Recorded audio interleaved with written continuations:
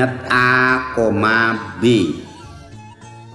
Kalau yang sudah kita bahas tadi, sebagai acuan adalah titik asal atau titik O 0,0, maka untuk pembahasan berikutnya ini kita coba untuk menentukan posisi suatu titik dengan titik acuan bukan 0,0, akan tetapi acuannya adalah titik tertentu. Perhatikan, saya punya sebuah titik yang kita beri nama pos utama dengan koordinat negatif 4, positif 4. Kemudian kita punya sebuah titik yang kita beri nama pos 1, yang mana titik ini kalau dilihat menurut titik asal O 0,0 adalah punya koordinat 4,7. Tapi di sini pos 1 ini akan kita tentukan posisinya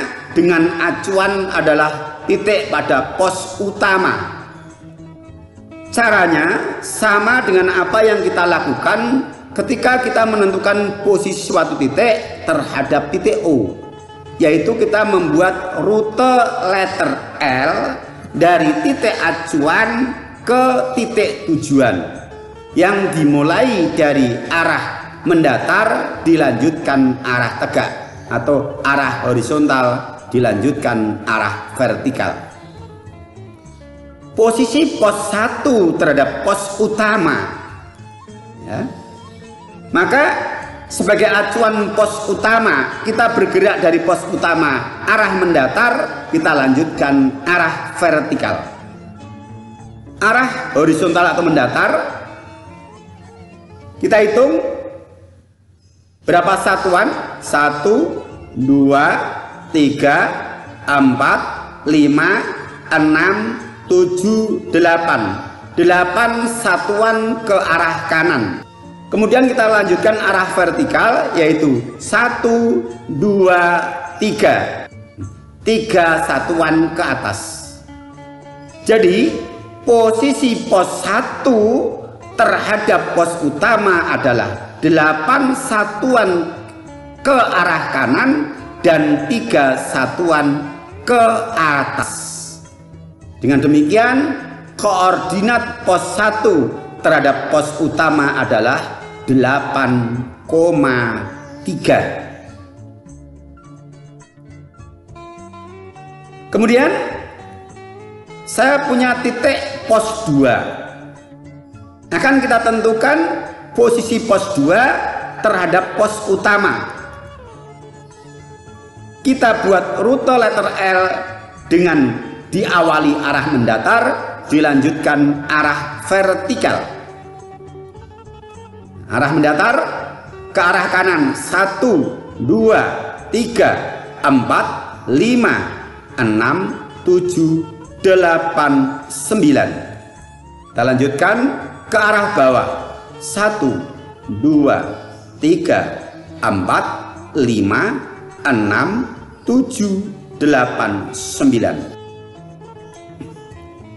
Ternyata posisi pos 2 terhadap pos utama adalah 9 satuan ke kanan dilanjutkan 9 satuan ke bawah. Maka koordinat pos 2 terhadap pos utama adalah positif 9, negatif 9. Contoh berikutnya, tenda 3. Posisi tenda 3 terhadap pos utama ke arah kiri 1, 2, 3, 4, 5. Dilanjut ke arah bawah 1, 2, 3, 4. Karena posisi tenda 3 terhadap pos utama adalah 5 satuan ke arah kiri dilanjut 4 satuan ke arah bawah, maka koordinatnya adalah negatif 5, negatif 4 terhadap pos utama.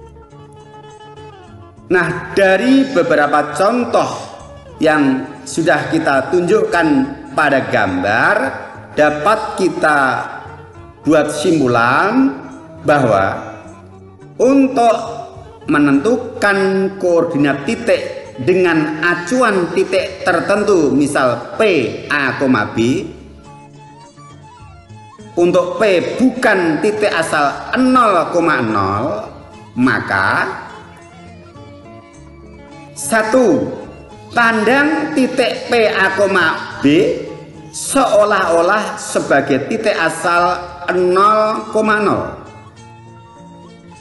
Dua, posisi titik terhadap titik P, A, B sebagai acuan, maka nilai absis dan nilai ordinatnya dihitung berdasarkan acuan titik P, yaitu A, B, dengan cara yang sama sebagaimana menentukan koordinat terhadap titik asal O 0,0, yaitu untuk arah mendatar ke kanan bernilai positif dan ke kiri bernilai negatif, sedangkan untuk vertikal arah ke atas bernilai positif dan ke bawah bernilai negatif, yang nilainya ditentukan dengan acuan titik P, yaitu A, B. Nah, mudah-mudahan apa yang sudah kita jelaskan dan kita bahas bersama dari awal sampai bagian akhir ini bisa dipahami dengan baik. Ya, demikian tadi pembahasan kita untuk edisi yang terakhir.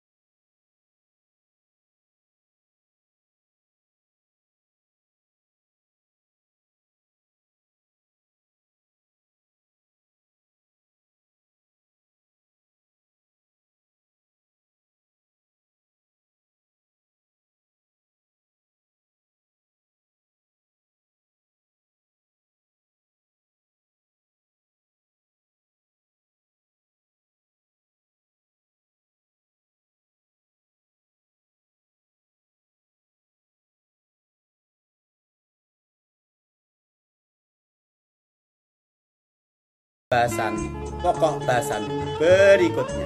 Latihan soal nomor 1. Ini soal yang pertama, rute sungai. Kemudian dari gambar di samping, keterangan dan perintahnya.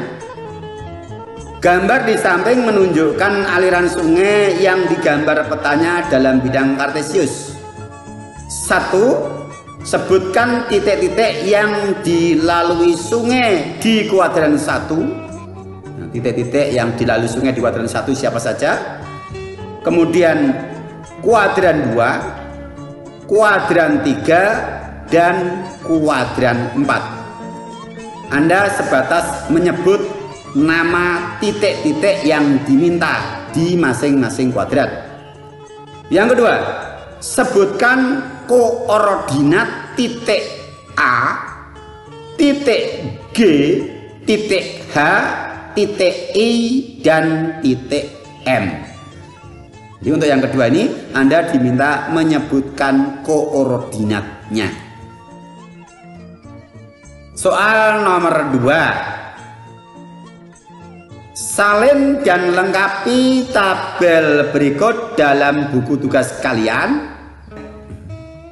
Diberikan contoh nomor 1, koordinat titik A 2,6, jarak titik A ke sumbu X adalah 6 satuan, dan jarak titik A ke sumbu Y 2 satuan.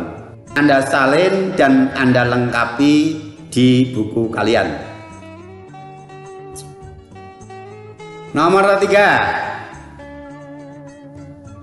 Amati dengan seksama gambar berikut, kemudian salin dan lengkapi tabel di sampingnya. Ya, ini gambarnya. Kemudian tabelnya di sebelah kanannya ini kamu salin di buku tugas kalian dan kalian lengkapi titik-titik yang belum diisi dalam tabel. Dengan harapan melalui latihan nomor 1 sampai nomor 3 ini kalian bisa mendapatkan pemahaman yang lebih dalam dan punya pengalaman tersendiri yang akan lebih menguatkan pemahaman kalian. Sekian, sampai berjumpa. Silakan Anda bagikan video ini kepada yang lain supaya yang lain bisa mendapatkan manfaat dari video ini. Semoga dengan berbagi kebaikan dan memberi manfaat kepada sesama bernilai amal soleh di sisi Allah. Sekian, sampai jumpa. Assalamualaikum warahmatullahi wabarakatuh.